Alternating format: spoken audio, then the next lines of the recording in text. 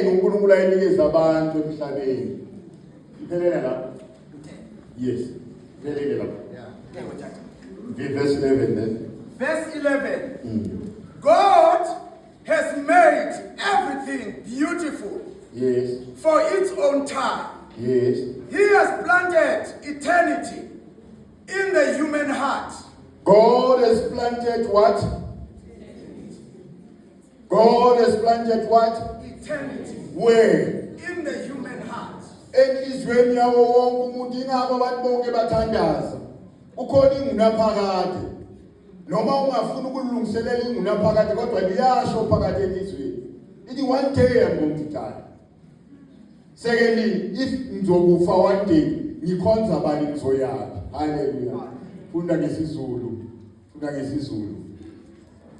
Akekho siphethe. Ibonile umshikashika uNkulunkulu awunikile amadoda nabantu ukuba awushikashike. Sonke sinemsebenzi sikezona kubeka. Umshikashika.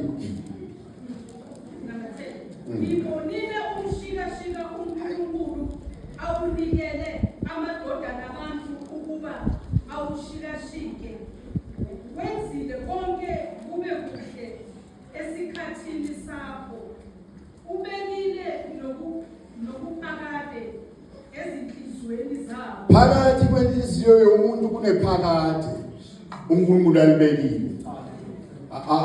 Hayi ukuthi akekho umuntu ongazi ukuthi one day uyodlula kulo mhlaba bese khona lapho efanele aye khona. uNkulunkulu kubeke kuphi? Enhliziyweni. That is why mina lemibuzo ukuthi where will I spend my eternity? What happens when I die? Unazo zinto ezikhona ezibuzwayo. Yingakho abantu because of knowing that there is eternity bazama ukukhonza bapreparela eternity. Amabhuda nawalungisele yawo nala eSouth Africa abanye bakhonza ithombe balungiselele bazi ukuthi kuhanjwa ngaleyo ndlela. Abanye bakhonza ubaba, abanye bakhonza indlela. Anazi mina angikho la eSouth Africa. ESouth Africa kukhona abakhonza uNtate. Kukhona abakhonza indlela ngakakizwa. Hallelujah. Kodwa ayinalo iqiniso. Ayinako ukuphila. Kodwa bakhonza yini?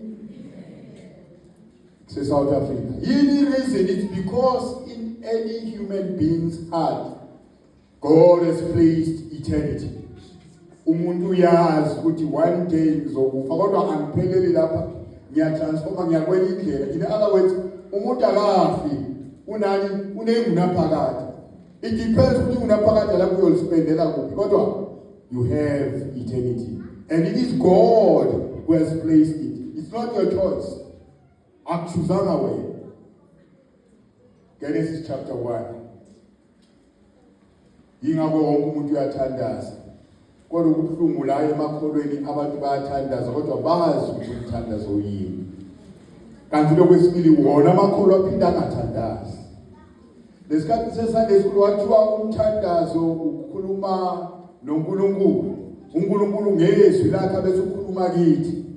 Kodwa kuyenzeka singathandazi. Sizokhumbuzana ekseni. Sizokhumbuzana kulonyaka ukuthi umthandazo usabalulekile. Funda masinyana. Genesis chapter 1. Verse 26. Verse 26.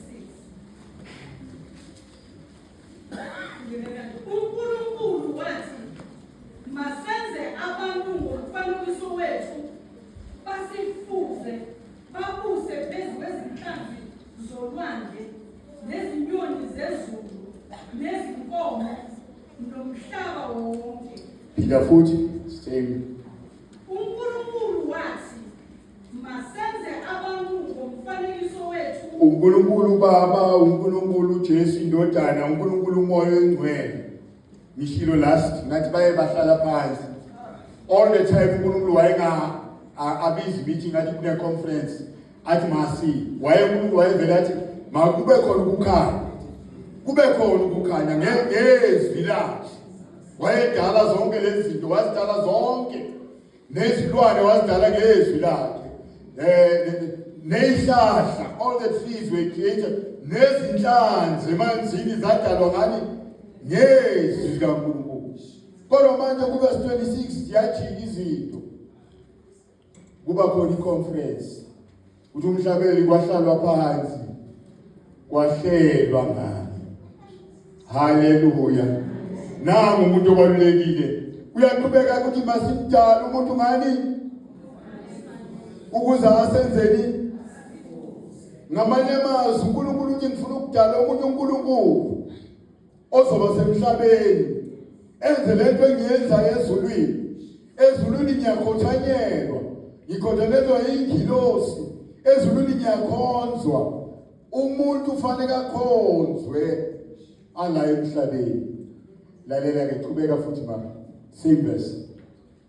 Masenze abantu ngomfanekiso wethu. Yes. Basifuze. Yes. Babuse phezu kwezinto. Babuse. Read it in English. Babuse.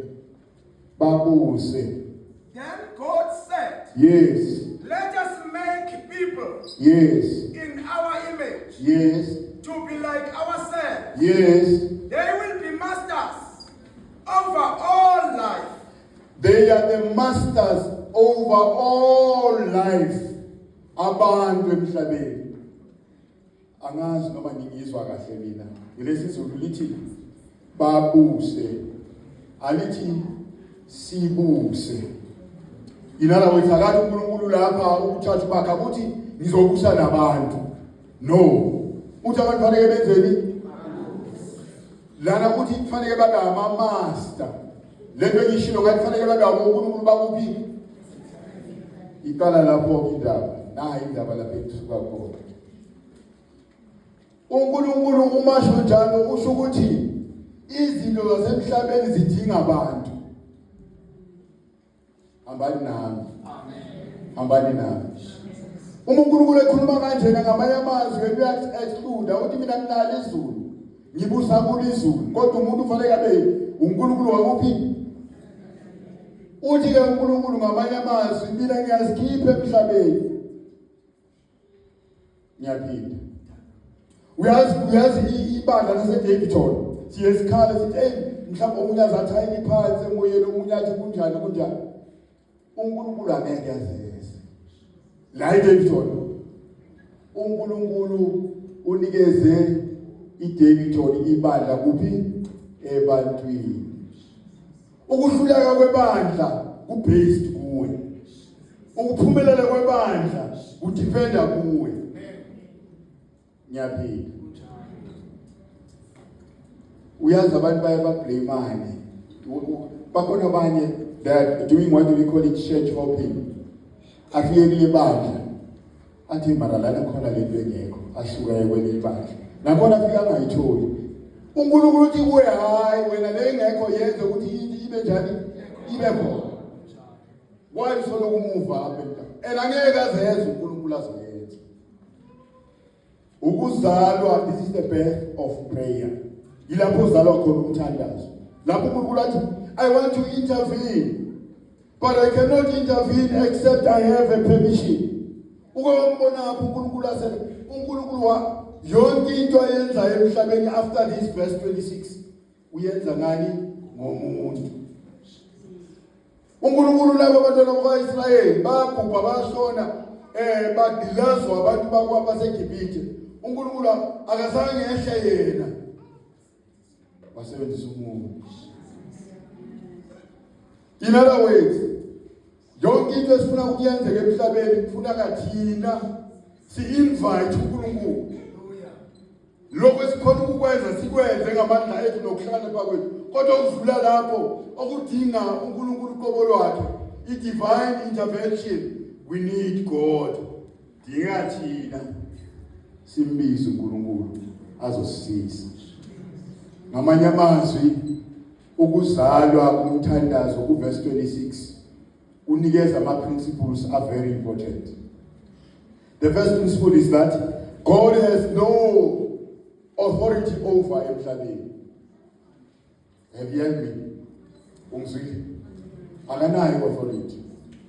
Kodwa he is powerful. He is El Shaddai. Hallelujah. He is the provider, he is Emmanuel. Kodwa kanayo yini? Ngake ngabona mina futhi ngihlale ngibona lo. Kuze le lori enkulu ekuthiwa iabnormal isendleleni. Kusukuma intombazana, kuvela intombazana eyi-traffic cop. Ingane ngomzimba. Ayina power, ayina mandla, ayina strength. Ime phambili ithi ize man lo driver azayiphila athethe amageli yehla yeza yema uyazama ukuyimisa ize ime imiswa yini engakanani enganamzimba enganamandla babona le uniform ayigqokile the uniform represent the authority ethwele ile ntombazana. Hallelujah. Are we together? uNkulunkulu ufuna ukusebenza emhlabeni kodwa iwari yakhe enkulu emhluphayo akayitholi ilungelo. In other words, another principle ukuthi we should give God a license to work. Uma sifuna uNkulunkulu asebenze kuleli bandla yithi kufanele simbize. Hallelujah. Nyabezwa babehamba nami kudala bathi akusafani ukuthi mina kulungile njengoba nithi akusafani ngoba wena ungathandazi. Uma usathandaza ngabe kusesenjalo futhi ngabe ngcono kunalokho. Reason is because nami ngi-product yomthandazo. Naleli bandla liyi-product yomthandazo. Hallelujah. Principle number 1. Human beings have authority, and in order for God to work, he needs a license. Uyazi imoto ingalunga ibe yinhle. Usithathe idume ihambe yenzeni. Kodwa la endleleni ifuna kube khona lento ethiwa idisk. Idisk ithi ngamanye amazwi ine license yokuhamba. NoNkulunkulu njalo unamandla noma ngaba unamandla wonke uNkulunkulu. Ngithi lesikhathi sisemncane ngisesesande esikhulu ngithi mara hazi bakhuluma ngoSathane wamosha umhlaba. Mara waye uNkulunkulu angampamba uSathane amfake esogweni abantu bakhe bamkhonza. Kanti inkinga ayilapho le verse 26. Othi yonke into engiyenzayo njengoNkulunkulu ngingayenza kodwa ngiyenzi ngaphandle komuntu. Yini reason? It's because uNkulunkulu uyamtrust umuntu. Uma ewa uAdam chapter 2 uNkulunkulu iplan yakhe kodwa ngoba uNkulunkulu owazi isiphetho before into iqala. Wayine plan. Hallelujah. Inyoka umoya wangena inyokeni inyoka yafike yakhuluma nomama uEve. Wawa umuntu. Ngithi futhi mina waye uNkulunkulu angehlanga ngaleso sikhathi abulale le nyoka. Iproblem ku chapter 1 verse 26. uNkulunkulu akwazi ukuze emhlabeni nginguNkulunkulu nginjani. Every spirit that wants to work must look for a human being. Amadlozi awasebenzi makungekho umuntu umzimba. Angeke wabona sebenza. Funeka atholakala yini? Ufuna umzimba lo. uNkulunkulu ufanele ngincede umhlaba ngokusize ngibuyisele impilo yami. uNkulunkulu hayi kulungile kodwa ngizosebenza. Ake ngiyofuna uMaria. Maria, ngizoza nawe emhlabeni. Nangifika ngawe ngizokhona ukunqoba uSathane. Hallelujah. Ngoba thina abantu benyama yithi noma sinjena siweak noma kunama high blood noma kodwa uNkulunkulu uthembe thina kulomzimba. Asifundeni masinyane bantwana benkosi. Sifunda lapha in the book of Luke chapter 18. Ngizomkhulula masinyane. Kodwa kubalulekile ilicense inikezwa yithi bantu abaphilayo ikakhulu amakhono. Uthi uNkulunkulu mekhuluma uthi uma abantu bami ababizwa ngegama lami bezithoba ngamanye amazwi bathandaza amaBuddha, bathandaza amaMuslim, bathandaza yonke inhlobo yomuntu, kodwa uNkulunkulu uthi ufuna abantu abakhe ababizwa ngegama lakhe ukuze enze izinto emhlabeni. Uyabona sine government ecorrupt, problem ingakithi sisuke zakhola ukuthandaza bazomvumela babekhona kudala ku-apartheid. Hallelujah. Abelungu babengena ebank wena ufike kuqala uzoma lapha emnyango yena ngene straight aye kuthela kwenye indawo uthi umuntu omnyama awuthenge esitoro uthenge fastere esitoro bona bangene bathele ephakathi lapha kwakukhona bekubhalwe khona ukuthi ufike ephakathi kubhalwe ukuthi la abantu abamnyama bahlala kuhlala belungbodo white only. Kodwa ngomthandazo sila esikhona manje. Uke wayibona bona ifreedom engazange ichithe igazi. Azange kulwa amasoja. Abashonga ukuthi abantu abangaka abashonile.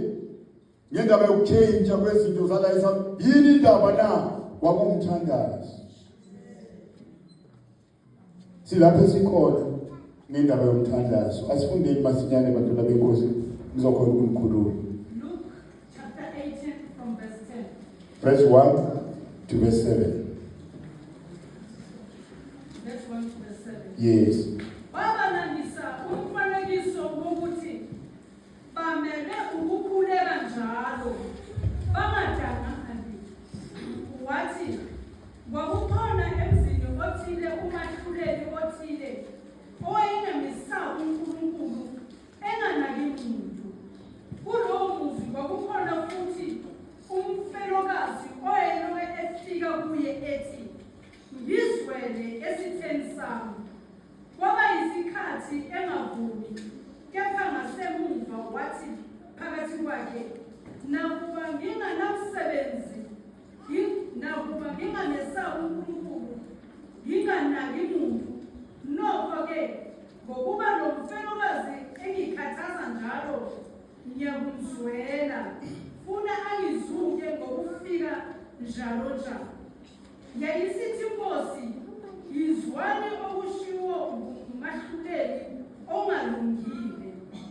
uNkulunkulu kayobezwela yini abakhethiweyo bakhe abakhala kuye imini nobusuku ababekezelele na?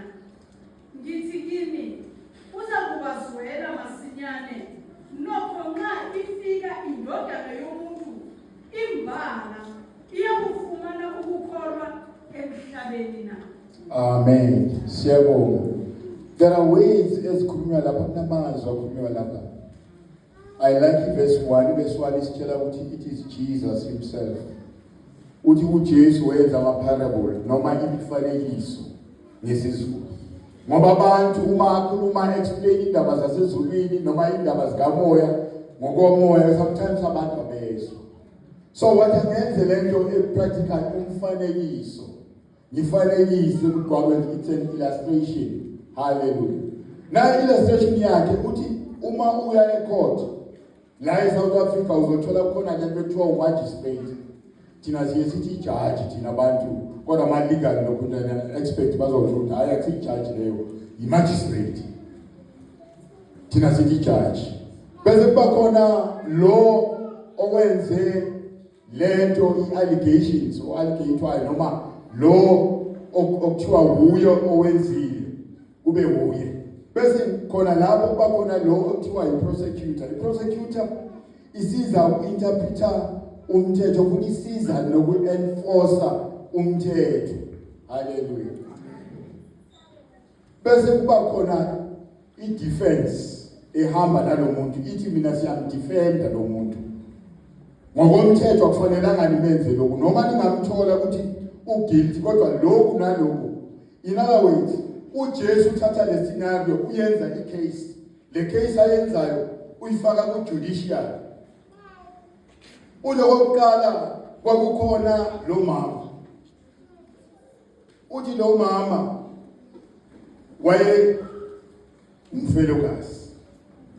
Ngokwesi Hebrew umuntu ongumfelokazi akuthiwa wonke umuntu. Uma kuthiwa umfelokazi akusho ukuthi ushonele ubaba kakho kuphela noma isithandwa sakho. Kuyadlula lapha. Umuntu ngokwamaJews nabathi umfelokazi ukuthi bashone bonke. lo mama wayeyedwa, wayenganandodana, wayenganandodakazi, wayenganalutho, esesele eyedwa. Bese bathi umfelokazi. Why bathi lo abanabantwana? Yingoba sowunabo abodade wabo, sowunabo nabafowabo abadala. Ninama nithi. So unathiwa umfelokazi ngokwesiJuda kwakushiwo ukuthi umuntu akasenalutho, akanamntwana. Uthi uma ekhuluma uNaomi ngenye ilanga kubomakoti bakhe, uthi niyambona sengimdala, angeke kusakhona nokuzala. Haleluya. Kuthi noma bekangazala kube khona umuntu owesilisa bebazamthola lapho, ngoba yayikhona lento ekuthiwa ukungena kwaIsrayeli.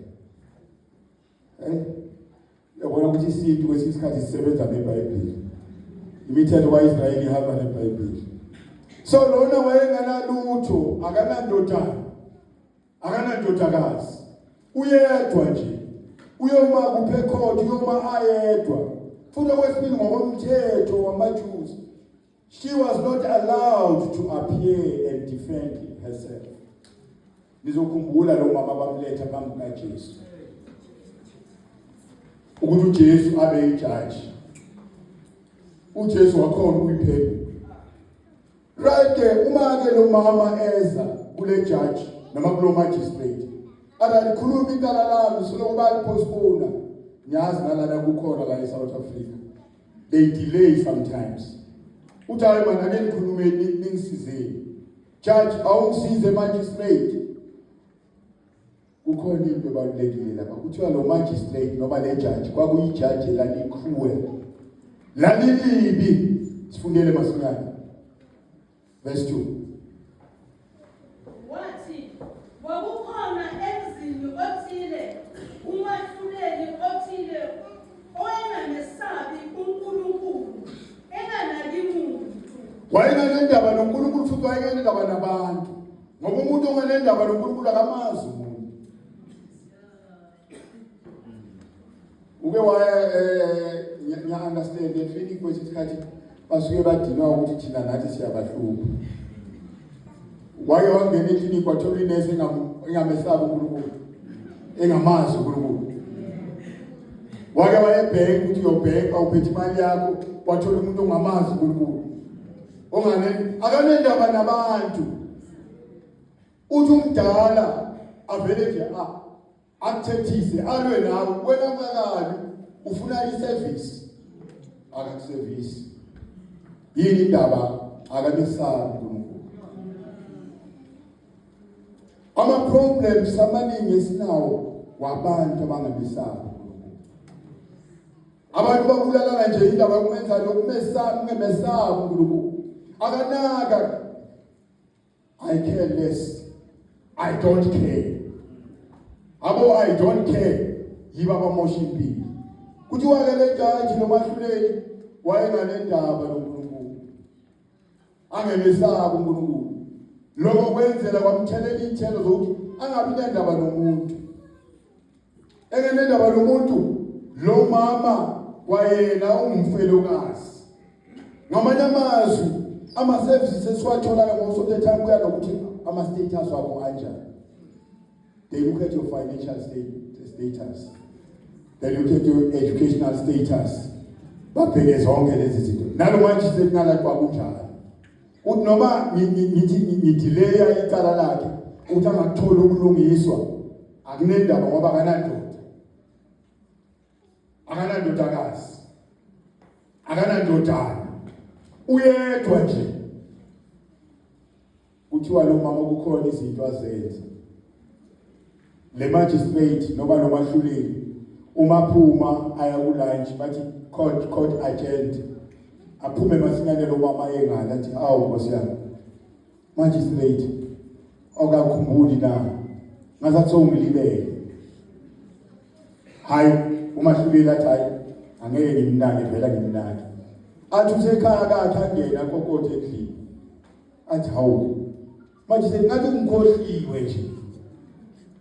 Abuye magistrate before ngene ecourt ambuze futhi kanti icala lami kwenziwa nini, ngifuna ukulungiswa, I want justice. Hallelujah. Ngamanye amazwi lana uJesu ubeka lento le ndaba njengathi singama citizens. We are the citizens of heaven. Angithi? So each and every citizen fanele ithole justice. That is the duty of the court. Ukuthi wonke umuntu athiphe ngokufana. uJesu uthi kunjalo nezinto zikaNkulunkulu zasezulwini. Izinto zokukholwa zinjalo. Hallelujah. Zifuna ukuthi kutholakale ukulunga, sithole ukulungiseka, silungiswe ijaji yethu. Uthi ke uJesu ke noma lo bekamubi, lo umasolo amhlupha phinda kuye futhi athi uhambile angeke sabuya ugogo. Ngiyacabanga ukuthi njengoba umuntu omfelokazi kwakhona lezifo ezazikhona ngelilanga akakhona ukufika kodwa phinde eze futhi nakakhona ufuna yini ukulungiswa. Nathi ekseni siyafana nalomfelokazi. Sasingayi lutho phambi kwakhe. uPaul bakhuluma we were like dogs outside the temple. Hallelujah. Sasingaziwa we were foreigners. Hallelujah. Kwakungaziwa lutho ngathi. Sasingenathemba. Igazi lezimbuzi, igazi leyinkomo. Hallelujah. Elamajuba lahluleka ukusisiza. Sasingabantu abanganathemba. Hallelujah. Sinjalo ekseni, nathi sasinjalo. Hallelujah. Singabantu abangabafelokazi. Kodwa siyafuna ijustice. Siyafuna ukulungiswa. Hallelujah. Sifuna indaba yethu ikhulunywe. Hallelujah. Where's uJesu? Glory to Jesus. Hallelujah. Where's uJesu?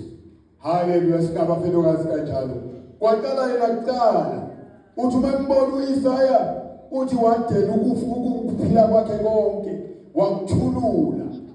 Hallelujah. uJesu loyo. Hallelujah. Lamazwe siwakhuluma lapha sikhuluma ngendaba yomthandazo. Uthi uJesu fanele kuphikelele emthandazweni. Hallelujah. Udingeka abantu abanjani? Read verse 1. Sizoqeda masinyane inkosi ibusise bantwana benkosi sizoqeda. Yes. Bamele ukukhuleka njalo. Ireason yokuthi uJesu azathathe umuntu womfelokazi amfanise futhi ambeke phambi komahluleli ukuthi ufuna ukuthi sithandaze njani njalo. Athi Paul mekhuluma kuThessalonians uthi pray unceasingly. Ngamanye amazwi do not cease to pray.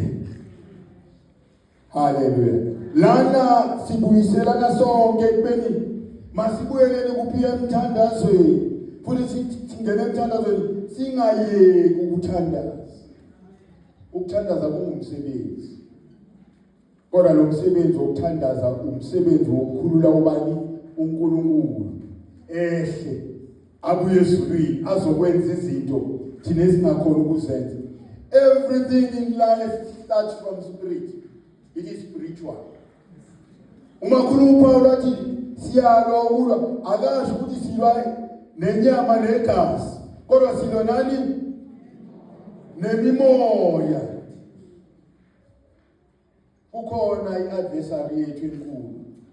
Hallelujah. Engusathana. Hallelujah. Yena wanqotha kodwa kunemimoya ehamba nayo. Hallelujah. Manje ukubuhlungu ukuthi lo mimoya isebenzisa imizimba yethu.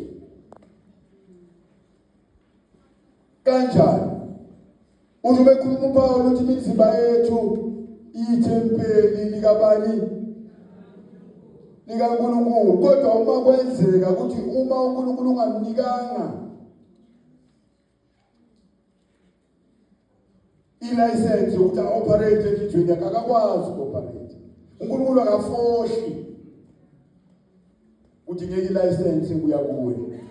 God has given all mankind a will. That is the reason that fanele babuse la emhlabeni.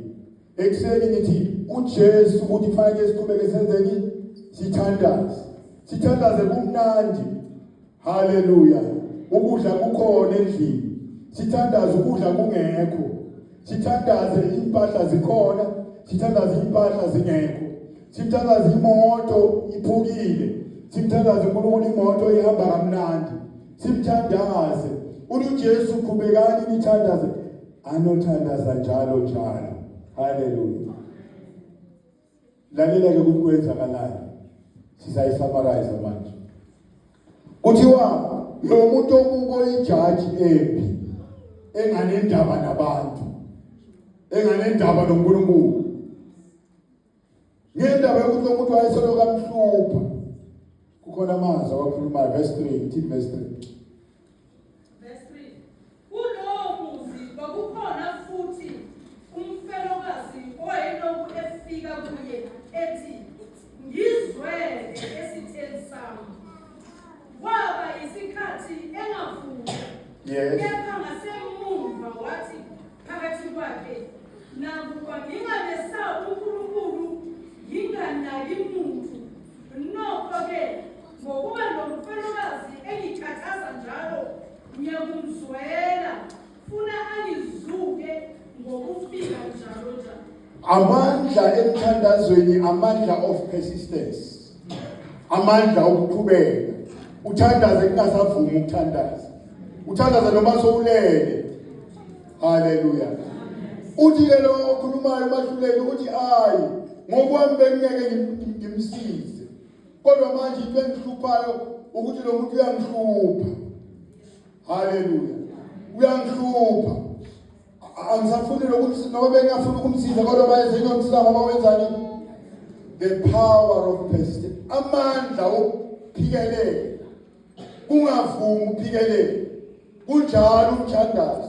Umthandazo ukuthandazwa kumnandi, kuthandaza kukubi. Haleluya. Futhi uma uthandaza kukuhle, uya-investa. Uma uthandaza into zakho zihamba kahle, it's an investment. Ufana nomuntu oyebhenki ofaka imali yakho ebhenki uma uthandaza kungenalutho. Kuthi nakufika izinto khona kuya umthandazo, kukhona izinto ozozigeyina, uyothatha i-investment. Kodwa uJesu kufanele nithandaze njalo njalo, niqhubeke ningayeki. Kule corruption ese-South Africa angeke silunge. Nike nayizwi corruption ekhona, niyawalalela ama-TV. Umuntu ozosizakala umuntu owenzani? Uthandazayo. Othandaza ngayeki. Udingeka umuntu ozovala i-TV, athi lesi sikhathi sokuvala i-TV. Haleluya. Iyahlupa ngoba manje ama-TV akhona nakumafoni. Udingeka umuntu ozovala ifoni. Haleluya. Athi hayi sengiyathandaza. Athandaza. Uma uhlele njalo efonini, uhlele njalo, kudingeka abantu abazothandaza. Haleluya. Uyabona nale nduna yakho ekuphethe emsebenzini ekuhluphayo, idinga abantu abenzani? Haleluya. Abathandazayo. Haleluya. Na uthandaza ubiza uNkulunkulu. uNkulunkulu mina ngikwazi ukuzwela. Kubuhlungu esikhathini samanje ukuthola amakhono azokutshela athi mina ngilwa nenduna yakhe. Seziphendulene ezaphendulana sathukana nokuthukana. Hawu. Ukhona ummeli wakho. Ukhona okumelayo. Uthi Moses, as from now unganothula mina nobuma. Mina ngizokunwela. Impi yethu nomtabalazo wethu esidabalaza kuwo, sizabalaza kuphi? Emthandazweni. uJesu usho njalo. Nemali siyithola kuye. Nawufuna i-increase khona, thandaza. Haleluya. Uthandaza uhamba usendleleni. Uthandaza uphume endlini. Uthandaza ungena. Haleluya. Okubuhlungu umthandazo futhi ufuna abantu abazothanda u-individual umthandazo personal. Ukuze babe khona abantu Monday bazothandaza, it's because baqale kuphi? Ku-personal. Baqala ku-individual. Ake nginike into ongayazi.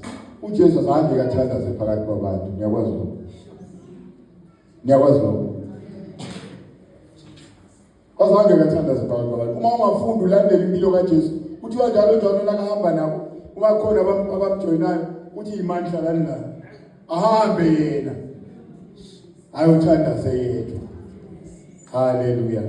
Lithi kokunye futhi kuLuke chapter 2 lithi uJesu kwakumkhuba wakhe ukuthi ekuseni abantu bangakenzi lutho athandaze. Ubethandaza 4 hours.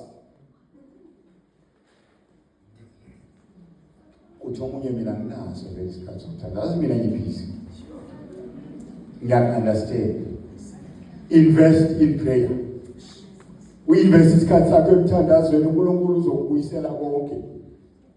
Uzoba nesikhathi esiningi umangale nawe.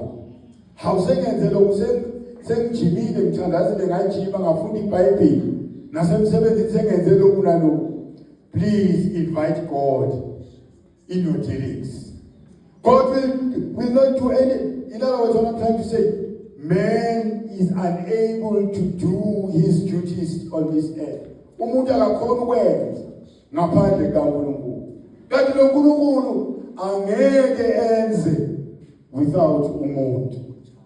Udinga thina simbize. Kuthiwa hayi ngelinye ilanga lo muntu wathi hayi kanjani umahluleli wathi you get the justice. Umthandazo ufana nepetition. Hallelujah. Oyiletha uJesu uletha lapha ukuthi ibe legal izwakale kahle. Ecourt kudefendwa iconstitution ukuthi wonke umuntu makathole ijustice. The same ezintweni zikamoya ukuze sithole ijustice ezintweni esihlangabezana nazo kudinga ukuthi sithandaze. Sim-invite uNkulunkulu kuyo yonke into. Uma sisebenza singakam-involve uNkulunkulu asikakasebenzi. Asikakaqalisi nokusebenza. Kodwa uma siqala ngokuthandaza uNkulunkulu uza masinyana azosisiza. Kwake kwasho abafana abane bathi thina siyayizwa lento ishoyo Nebukadnezar. Kodwa ke sesizobona baphuma bayothandaza. Uma bethandaza kuthiwa kwaqala kwangena yena indoda yesine phakathi komlilo. Yini indaba na?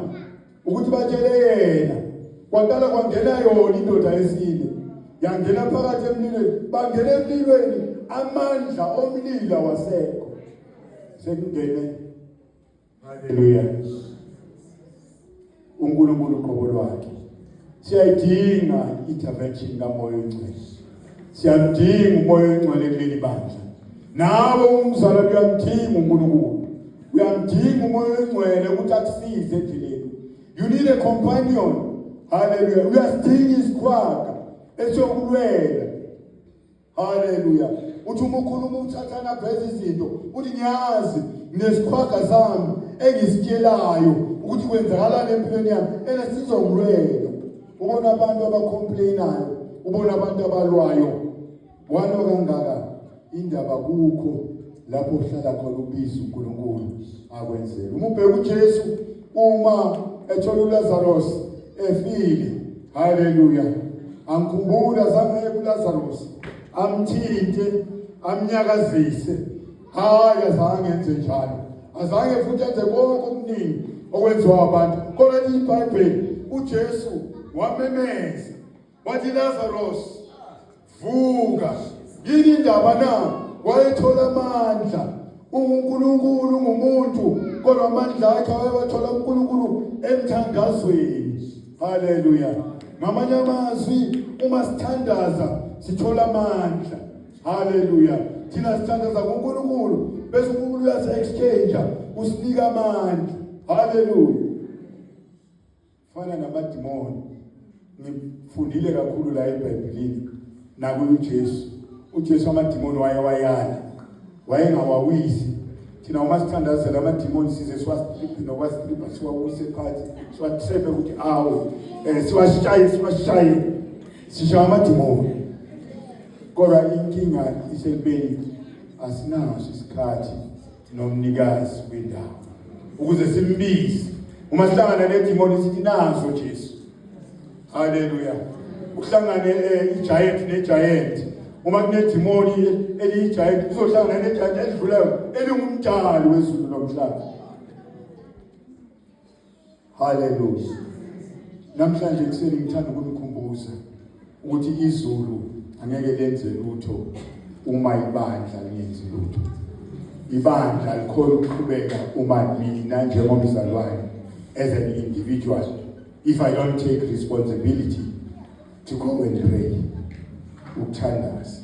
Lithi iBhayibheli umuntu uma eza kuJesu noma ecela uNkulunkulu kufanele kube umuntu ophendukile. That's the first thing.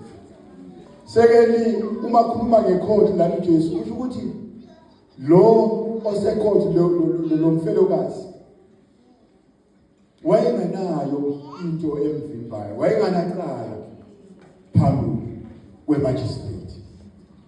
Ezinye izinto ezivimba thina amakholwa, sinezinto esingazenzanga uNkulunkulu asithume zona. I don't know ukuthi yini. Enaleyo nto yenza ukuthi wenzeke ungakhuleki. Baningi abanye nabathi uyakhuleka uNkulunkulu uthi hamba uye endaweni esize uyosiza abantu. Wagcina wathi angisayo uthandaza. Ngoba nakuthandaza njalo ngiba ne-guilty conscience. uNkulunkulu ukhulume nami. Hallelujah. uNkulunkulu ukunikeza inkonzo, ukunikeza iministry uma uthandaza. Kodwa akakuniki iministry yodwa ukunika namandla. Bantwana benkosi ngikhumbula kule bandla kuthiwa kunale nkonzo ekuthiwa i-Ministry of Intercession. Angikhumbuli kuthiwa khona amanxusa la ebandleni akhethwayo abekwa la phambili. Awekho. Kule bandla laseSouth of God. The reason is because bathi sonke sinama, we are all intercessors. We are all intercessors. Ake sidine lana bantwana benkosi isikhathi sisishiyile. Lento nikhulumayo singayikhuluma isikhathi esithi kodwa ngiyabonga ukuthi ningilalele ngale ndaba yomthandazo. Asibuyelele emthandazweni bantwana benkosi. Wena obethandaza uthi uJesu ngena deep emthandazweni. Hallelujah. Uthi uPetro hayi beseloko senza all the time uthi Jesu hayi sekukhona mina. Manje sekuyimi. It's another time. Ngene ekujuleni. Wangena ekujuleni. Uthi wabuya neinhlanzi bahluleka nokuthi yini indaba na sekusho yena. Sizokhumbuza nekuseni the captain of the ship. Hallelujah. The CIC, the commander in chief. Uyasikhumbuza sibali. Asibuyeleni kuphi. It is an instruction. Siyayisikhathi ekuseni. Asibuyeleni emthandazweni. Bayenza abanye bazokhuluma. Bakhulume ngama-benefits okuthandaza, bakhuluma ngazo zonke izinto. Kodwa ekuseni bengithi mina sikhulume ngokuzalwa komthandazo, siphinde sikhulume ngalo mama owaye umfelokazi. Hallelujah. Asambeni kodwa sibuyele sokwenzani? Siyothandaza. Bakhona phakathi kwethu abathi mina ngizamile ukuthandaza ukuthi ungazange ngimamukele nalo Jesu okhuluma ngaye. Angimazi nalo Jesu okhuluma ngaye. Mina ngazi isonto. Ukhona phakathi kwethu osho njalo ukuthi mina ngiyasonto. Hallelujah. uNkulunkulu ufuna ukukusiza kodwa akakuzwa. Isho njalo iBhayibheli lithi sona uNkulunkulu akasizwa, uzwa umthandazo wodwa wesoni othi ngiyaphenduka. Ube khona phakathi kwethu othi mina zange ngimamukele uJesu. This is 2026. Unyaka wezinto ezintsha. Nawe thola okusha. Ungavumi ukuqhubeka nalo nyaka ungathola okusha. Thatha okusha kwakho. Umekhona phakathi kwethu othi mina ngizange ngimamukele, ngizwile ngaye, ngimbonile ekhaya, ngambona kuphi emsebenzini, ngababona bathi bamamukela uJesu, ngababona nempilo yabo, kodwa mina angakamkhethi njengenkosi nomsindisi. Ekuseni we want to pray with you. Hallelujah. Umekhona osho njalo, nawe ube nawo amandla, ube ne-authority. Hallelujah. Ebuyeleni enoJesu phakathi, enomoya oyingcwele. Ukhona phakathi kwethu? Akekho. Siyabonga ukuthi sonke samamukela uJesu njengenkosi nomsindisi, singabantwana bakaNkulunkulu. Masiqhubekeni siyothandaza. Hallelujah. Glory to Jesus. Siyabonga kakhulu bagcwele. Izwi likaThixo linamandla. Izwi likaThixo liphilile. Kule bed of prayer dithatha igama elithi in order for you to get justice, pray. Ikhona bagcwele. Natso nje bendiyithathayo ukuthi there's a need for constant prayer. Zininzi izinto esingazikhulekela. Umzali, umuntu omusha, umntwana ka-Sunday school, zikhona izinto angazikhulekela. Qale ngawe. uNkulunkulu ugcizelela indaba ye-personal prayer. Ngoba uma ke saqala thina saba nobudlelwane naye, kuzoba lula ukuthi siqhubeke sikhuleke. Here is Monday, kusasa siyafuna abangcwele bami ubasizwe ukuthi uzawuthini ngomso. Tuesday, Wednesday, Thursday, Friday siyoyibhoqa ngesonto. Siyamema abangcwele bami. Asizuthi ngena kwi-fasting yenza ntoni, kodwa ukuze uthole lamandla jonga izwi lakho ulifunde ngalendlela umoya ogcwele aguide ngalo. Uba sewulidibanisa izwi lakho nomthandazo, I'm telling you mntana enkosi, awuzukwazi uhlala ekhaya. Uzofika la Monday kusasa ngesikhathi sika 6 o'clock, ngoba uzofika abantwana benkosi bekhuleka ukuze ngo6:30 sinika umshumayeli athathe hour yakhe. 7:30 siyayivala inkonzo sibuyele emakhaya so that sifike ngesikhathi. I-transport will be arranged nikhona abantwana. Siyabonga uNkulunkulu. Sisirina sicela usibonge.